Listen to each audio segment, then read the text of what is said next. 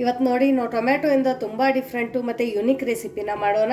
ಯಾಕಂದರೆ ಈ ರೆಸಿಪಿ ಎಷ್ಟು ಜನಕ್ಕೆ ಗೊತ್ತಿದೆಯೋ ಗೊತ್ತಿಲ್ಲ, ಬಟ್ ಈ ಥರ ಟೊಮ್ಯಾಟೊದು ಈ ಥರನೊಂದು ರೆಸಿಪಿನ ಮಾಡ್ಬೋದಲ್ಲ ಅಂತ ಇವತ್ತೇ ನಾವು ಈ ವಿಡಿಯೋದಲ್ಲಿ ನೋಡ್ತಾ ಇದ್ದೀವಿ. ಇಲ್ಲಿ ನೋಡಿ ನಾನು 4 ಟೊಮ್ಯಾಟೊ ತೊಗೊಂಡು ಅದ್ರ ಜೊತೆ ಒಂದು 4 ಹಸಿಮೆಣಸಿನ್ಕಾಯಿ ಕೂಡ ತೊಗೊಂಡಿದ್ದೀನಿ. ಇವಾಗ ಇಲ್ಲಿ ಬೆಳ್ಳುಳ್ಳಿ ಕೂಡ ಸುಲಿದು ಬಿಟ್ಟು ತೊಗೊಂಡಿದ್ದೀನಿ, ಇದನ್ನು ಕೂಡ ಇದ್ರ ಒಳಗಡೆ ಹಾಕೊಳ್ಳೋಣ. ಟೊಮೆಟೊನ ಇಲ್ಲಿ ನಾನು ತೊಳೆದ್ಬಿಟ್ಟು ತೊಗೊಂಡಿದ್ದೀನಿ. ಇವಾಗ ಏನು ಮಾಡೋಣ ಅಂದರೆ ಟೊಮೆಟೊದಲ್ಲಿ 2 ಭಾಗ ಈ ಥರ ಮಾಡ್ಕೊಳ್ಳೋಣ. ಆಮೇಲೆ ಇದು ತೊಟ್ಟಿರುತ್ತಲ್ಲ ಇದನ್ನು ಕೂಡ ತಕ್ಕೋಬೇಕು. ನೋಡಿ ಈ ಥರ ತಕ್ಕೊಳ್ಳೋಣ. ಈ ಥರ ಎಲ್ಲ ಟೊಮೆಟೊವನ್ನು 1ರಲ್ಲಿ 2 ಭಾಗ ಈ ಥರ ಮಾಡ್ಕೊಳ್ಳೋಣ. ಆಮೇಲೆ ಇಲ್ಲಿ ನಾನು ಕಬ್ಬಣದ ತವೆನೇ ಯೂಸ್ ಮಾಡ್ತಾ ಇದ್ದೀನಿ. ಆದಷ್ಟು ನೀವು ಕಬ್ಬಣದ ತವೆ ಇದ್ದರೆ ಯೂಸ್ ಮಾಡಿ, ಯಾಕಂದರೆ ಇದಕ್ಕೆ ಸ್ಮೋಕಿ ಫ್ಲೇವರ್ ತುಂಬ ಚೆನ್ನಾಗಿ ಬರುತ್ತೆ. ಆಮೇಲೆ ಮೆಣಸಿನ್ಕಾಯಿ ಕೂಡ 1ರಲ್ಲಿ 2 ಭಾಗ ಈ ಥರ ಕಟ್ ಮಾಡ್ಕೊಳ್ಳೋಣ. ನೋಡಿ ತೊಟ್ಟಗದೇನು ಬೇಕಾಗಿಲ್ಲ. ಇಲ್ಲಿ ನಾನು ಒಂದು 4 ಮೆಣಸಿನ್ಕಾಯಿನ ತೊಗೊಂಡಿದ್ದೀನಿ. ಇನ್ನೂ ನಾನು ಇದ್ರೊಳಗಡೆ ಎಣ್ಣೆ ಹಾಕ್ಕೊಂಡಿಲ್ಲ, ಯಾಕಂದರೆ ಇದು ಟೊಮೆಟೊ ಒಳಗಡೆ ನೀರಿರುತ್ತೆ, ಅದೊಂದು ಸ್ವಲ್ಪ ಡ್ರೈ ಆಗಲಿ ಅಂತ ಹೇಳ್ಬಿಟ್ಟು ನೋಡಿ ಈ ಥರ ಮಾಡ್ಕೊಳ್ಳೋಣ. ಟೊಮೆಟೊ ಒಂದು ಸ್ವಲ್ಪ ಇವಾಗ ಕೆಳಗಡೆ ಅಂಟ್ತಾ ಇದೆ ಅಂದಾಗ ನಾವು ಇದ್ರೊಳಗಡೆ 1 ಸ್ಪೂನಷ್ಟು ಎಣ್ಣೆನ ಹಾಕೊಳ್ಳೋಣ ಈ ಥರ. ಆಮೇಲೆ ಇದನ್ನು ಚೆನ್ನಾಗಿ ಹುರ್ಕೊಂಡು ಬರಬೇಕು. ಈ ಬೆಳ್ಳುಳ್ಳಿ ಮೆಣಸಿನ್ಕಾಯಿನೂ ಇದೆಯಲ್ಲ ಇದನ್ನು ಕೂಡ ಈ ಥರ ಮಧ್ಯದಲ್ಲಿ ಹಾಕಿಬಿಡೋಣ. ನೋಡಿ ಇವಾಗ ಮೇಲ್ಗಡೆ ಒಂದು ಲಿಡ್ಡನ್ನು ಮುಚ್ಚಿ ಮೀಡಿಯಮ್ ಫ್ಲೇಮಲ್ಲಿ ಇದೇ ಥರ ನಾವು ಒಂದು ಅರ್ಧ ನಿಮಿಷ ಬಿಡೋಣ. ಮಧ್ಯದಲ್ಲಿ ಕೈ ಆಡಿಸ್ಬೇಕು. ಇವಾಗ ಇದು ನಮ್ಮದು ಟೊಮೆಟೊ ಹುರಿಯೋ ತನಕ ನೆಕ್ಸ್ಟ್ ಏನು ಮಾಡೋದು ಅಂತ ನೋಡೋಣ. ಇಲ್ಲಿ ನೋಡಿ ಒಂದು ಕುಟಾಣಿನ ತಗೊಂಡು ಇದ್ರ ಒಳಗಡೆ ಒಂದು ಅರ್ಧ ಸ್ಪೂನಷ್ಟು ಧನಿಯಾ ಹಾಕ್ಕೊಳ್ಳೋಣ, ಒಂದು ಅರ್ಧ ಸ್ಪೂನಷ್ಟು ಜೀರಿಗೆ ಹಾಕ್ಕೊಳ್ಳೋಣ, ಮತ್ತು ಒಂದು ಅರ್ಧ ಸ್ಪೂನಷ್ಟು ಇಲ್ಲಿ ನಾವು ಮೆಣಸನ್ನು ಹಾಕ್ಕೊಳ್ಳೋಣ. ಇದೆಲ್ಲ ಹುರಿಬೇಕಂತೇನಿಲ್ಲ, ಇದೇ ಥರ ನಾವು ಒಂದು ಸ್ವಲ್ಪ ತರಿ ಹಂಗೆ ಪುಡಿ ಮಾಡ್ಕೊಂಡು ಬರೋಣ. ನೀವು ಬೇಕಂದರೆ ಮಿಕ್ಸಿಗೂ ಕೂಡ ಹಾಕ್ಬೋದು, ಬಟ್ ಈ ಥರ ಕುಟಾಣಿಯಲ್ಲಿ ಕುಟ್ಟು ಮಾಡಿದರೆ ರುಚಿ ಜಾಸ್ತಿ. ನೋಡಿ ಈ ಥರ ತರಿಯಾಗಿ ಇದನ್ನು ಕುಟ್ಕೊಂಡು ಬಂದಿರೋದು. ಇಲ್ಲಿ ನೋಡಿ ತುಂಬ ಚೆನ್ನಾಗಿ ಘಮ ಬರ್ತಾ ಇದೆ. ಇವಾಗ ನಾವು ಇದನ್ನು ಒಂದು ಬಟ್ಲಿಗೆ ತಕ್ಕೊಳ್ಳೋಣ. ನೋಡಿ ನೀವು ಒಂದೇ ಸರ್ತಿಗೆ ಈ ಥರ ಕುಟ್ಟಿಬಿಟ್ಟು ಕೂಡ ಇಟ್ಕೋಬೋದು.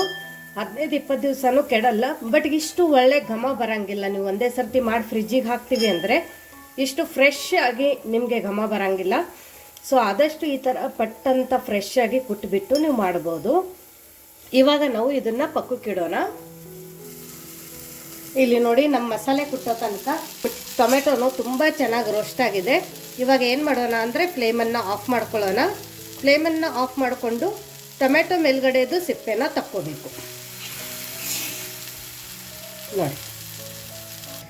ನೋಡಿ ಈ ಥರ ಟೊಮೆಟೊ ಮೇಲಿಂದು ಸಿಪ್ಪೆನ ತಕ್ಕೊಂಡು ಬಂದಿದ್ದೀವಿ.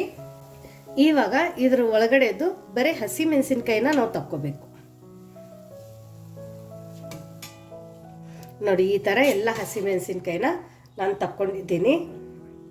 ಇವಾಗ ಈ ಟೊಮೆಟೊ ಚೆನ್ನಾಗಿ ಸ್ಟೀಮ್ ಆಗಿದೆಯಲ್ಲ, ಇದನ್ನು ಒಂದು ಮಧ್ಯದಲ್ಲಿ ಒಂದೊಂದು ಕಟ್ ಹಾಕ್ಬಿಡೋಣ. ಈ ಥರ ನೋಡಿ ತುಂಬ ಚೆನ್ನಾಗಿ ಬೈದಿದೆ ಟೊಮೆಟೊ, ನೀವು ನೋಡ್ಬೋದು.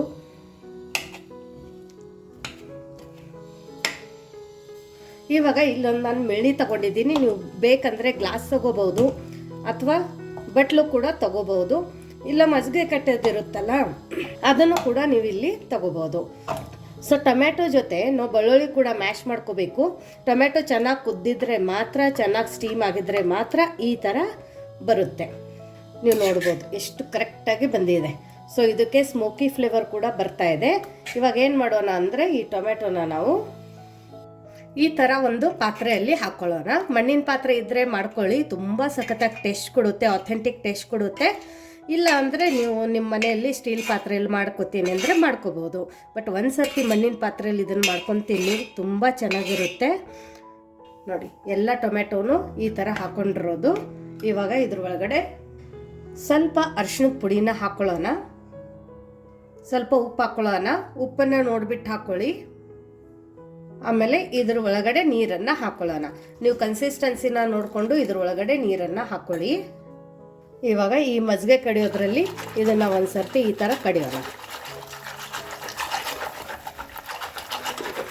ನೋಡಿ ಈ ಥರ ಚೆನ್ನಾಗಿ ಕಡ್ಕೊಳ್ಳಿ.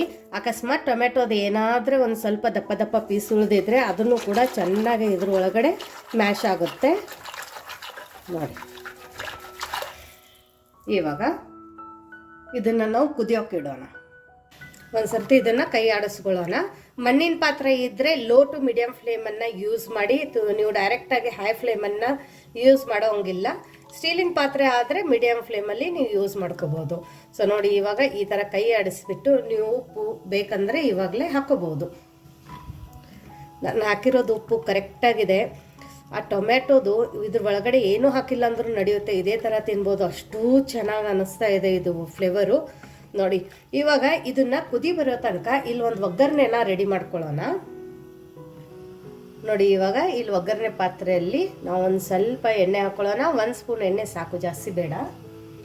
ನೋಡಿ ಎಣ್ಣೆ ಚೆನ್ನಾಗಿ ಕಾಯ್ದ ನಂತರ ಇದ್ರೊಳಗಡೆ ಸಾಸಿವೆ ಹಾಕೊಳ್ಳೋಣ, ಸ್ವಲ್ಪ ಜೀರಿಗೆ ಹಾಕೊಳ್ಳೋಣ, ಸ್ವಲ್ಪ ಹಿಂಗ ಹಾಕೊಳ್ಳೋಣ, ಆಮೇಲೆ ಕರಿಬೇವಿನ ಸೊಪ್ಪನ್ನು ಹಾಕೊಳ್ಳೋಣ,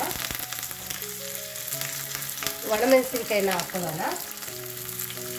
ಇವಾಗ ಇದ್ರ ಜೊತೆ ನಮ್ಮದು ಸ್ಪೆಷಲ್ ಮಸಾಲ ನಾವು ಏನು ಇವಾಗ ಮಾಡ್ಕೊಂಡು ಕುಟ್ಕೊಂಡು ಇಟ್ಕೊಂಡಿದ್ವಲ್ಲ ಆ ಮಸಾಲೆನ ಹಾಕೊಳ್ಳೋಣ. ಸೊ ಕ್ವಾಂಟಿಟಿ ನೋಡಿಬಿಟ್ಟು ಇಲ್ಲಿ ಮಸಾಲೆಯನ್ನು ಹಾಕ್ಕೊಳ್ಳಿ. ಇಲ್ಲಿ ನಾನು ಒಂದು ಅರ್ಧ ಮಸಾಲೆನೇ ಹಾಕ್ಕೊಂಡಿದ್ದೀನಿ. ಯಾಕಂದ್ರೆ ಮೆಣಸು ಕೂಡ ಖಾರ ಇರುತ್ತೆ. ಮನೇಲಿ ಚಿಕ್ಕ ಮಕ್ಕಳು ಇದ್ದರೆ ನೀವು ಒಂದು ಸ್ವಲ್ಪ ಮೆಣಸು ಕಡಿಮೆ ಹಾಕ್ಕೋಬೋದು.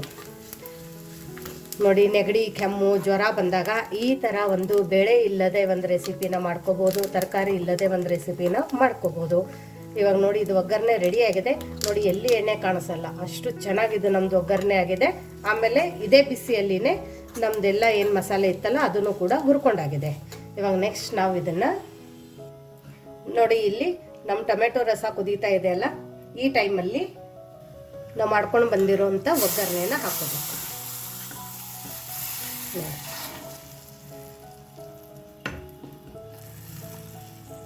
ಈ ಬಿಸಿ ಬಿಸಿ ಒಗ್ಗರಣೆ ಏನು ಘಮ ಬರ್ತಾ ಇದೆ ಅಂದರೆ ಸಖತ್ತಾಗಿದೆ. ಡೈಲಿ ಮಾಡ್ಕೊಂಡು ತಿಂದಿದ್ರೂ ಸಮಸ್ಯೆ ಇಲ್ಲ, ಅಷ್ಟು ಚೆನ್ನಾಗಿದೆ. ಇವಾಗ ಇದ್ರೊಳಗಡೆ ನಾವು ಹುರ್ಕೊಂಡೇನು ತಕ್ಕೊಂಡು ಇಟ್ಕೊಂಡಿದ್ವಲ್ಲ ಮೆಣಸಿನ್ಕಾಯಿ ಅದನ್ನು ಹಾಕೊಳ್ಳೋಣ. ಸೊ ಗ್ಯಾಸ್ಟ್ರಿಕ್ ಪ್ರಾಬ್ಲಮ್ ಇದ್ದವ್ರನ್ನೂ ಕೂಡ ಮೆಣಸಿನ್ಕಾಯಿನ ಈ ಥರ ಹುರ್ಕೊಂಡ್ಬಿಟ್ಟು ತಿಂದರೆ ಅವರಿಗೆ ಗ್ಯಾಸ್ಟ್ರಿಕ್ ಒಂದು ಸ್ವಲ್ಪ ಕಡಿಮೆ ಆಗುತ್ತೆ, ಗ್ಯಾಸ್ಟ್ರಿಕ್ ಆಗೋದಿಲ್ಲ ಅಂತ ಹೇಳ್ತಾರೆ. ಸೊ ಈ ಥರ ಒಂದು ಮೆಥಡನ್ನು ನೀವು ಟ್ರೈ ಮಾಡ್ಬೋದು. ಇದನ್ನು ನಾವು ಚೆನ್ನಾಗೆ ಇನ್ನೂ 1 ನಿಮಿಷ ಕುದಿಸ್ಕೊಂಡು ಬರೋಣ. ನೋಡಿ ಇದು ಚೆನ್ನಾಗಿ ಕುದಿ ಬಂದಿದೆ, ತುಂಬ ಚೆನ್ನಾಗಿ ಕುದ್ದಿದೆ. ಕನ್ಸಿಸ್ಟೆನ್ಸಿನೂ ಕೂಡ ನೋಡ್ಬೋದು, ತುಂಬ ಫಸ್ಟ್ ಕ್ಲಾಸ್ ಆಗಿ ಬಂದಿದೆ. ಕಲರು ಕೂಡ ಮೈಂಡ್ ಬ್ಲೋಯಿಂಗ್ ಬಂದಿದೆ ಅಂತಲೂ ಅನ್ಬೋದು. ಇಲ್ಲಿ ನೋಡಿ ಒಂದು ಸ್ವಲ್ಪ ಕೊತ್ತಂಬರಿ ಸೊಪ್ಪನ್ನು ಹಾಕ್ಕೊಳ್ಳೋಣ, ಆಮೇಲೆ ನೀಟಾಗಿ ಮಿಕ್ಸ್ ಮಾಡ್ಕೊಳ್ಳೋಣ. ವಾವ್, ಜಸ್ಟ್ ವಾವ್, ಅಷ್ಟು ಚೆನ್ನಾಗಿ ಘಮ ಬರ್ತಾ ಇದೆ. ಅಬ್ಬಬ್ಬಬ್ಬ.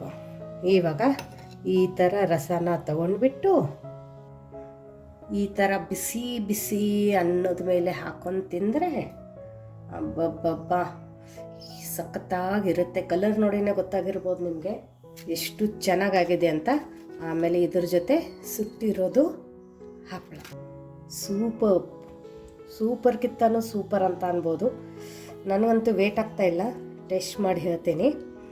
ಇನ್ನೂ ಯಾರು ನೀವು ನಮ್ಮದು ವಾಟ್ಸಪ್ ಗ್ರೂಪನ್ನು ಜಾಯ್ನ್ ಆಗಿಲ್ಲ ಅಂದರೆ ವಾಟ್ಸಪ್ ಗ್ರೂಪನ್ನು ಜಾಯ್ನ್ ಆಗೋದನ್ನು ಮರಿಬೇಡಿ. ಯಾಕಂದರೆ ವಾಟ್ಸಪ್ ಗ್ರೂಪ್ ಲಿಂಕನ್ನು ನಾನು ಡಿಸ್ಕ್ರಿಪ್ಷನ್ ಬಾಕ್ಸಲ್ಲಿ ಕೊಟ್ಟಿದ್ದೀನಿ. ಅದ್ರ ಜೊತೆ ಈ ಹಪ್ಪಳ ಹಬ್ಬಬ್ಬ, ಹಾಂ ಎಲ್ಲಿ ಸಿಗಲ್ಲ ನಿಮಗೆ ಈ ರೆಸಿಪಿ. ಎಷ್ಟು ಅದ್ಭುತವಾಗಿದೆ ಅಂದರೆ ನಾನು ಗ್ಯಾರಂಟಿ ಕೊಡ್ತೀನಿ, ಒಂದು ಸರ್ತಿ ನೀವು ಈ ಥರ ಮಾಡಿದರೆ ಪದೇ ಪದೇ ವಾರದಲ್ಲಿ 4 ಸಲ ಮಾಡ್ಕೊಂಡು ತಿಂತೀರ, ಅಷ್ಟೂ ಚೆನ್ನಾಗಿದೆ. ಒಂದು ಸರ್ತಿ ಮಾಡಿ ಹೇಗೆ ಬಂತು ಅಂತ ಕಮೆಂಟ್ ಮೂಲಕ ತಿಳಿಸೋದನ್ನು ಮರಿಬೇಡಿ. ಮತ್ತೆ ಸಿಗೋಣ ನಾವು ಇದೇ ಥರ ಹೊಸ ಹೊಸ ರೆಸಿಪಿ ಜೊತೆ ವಿಶ್ಫುಲ್ ಅಡುಗೆ ಮನೆಯಲ್ಲಿ. Thank you.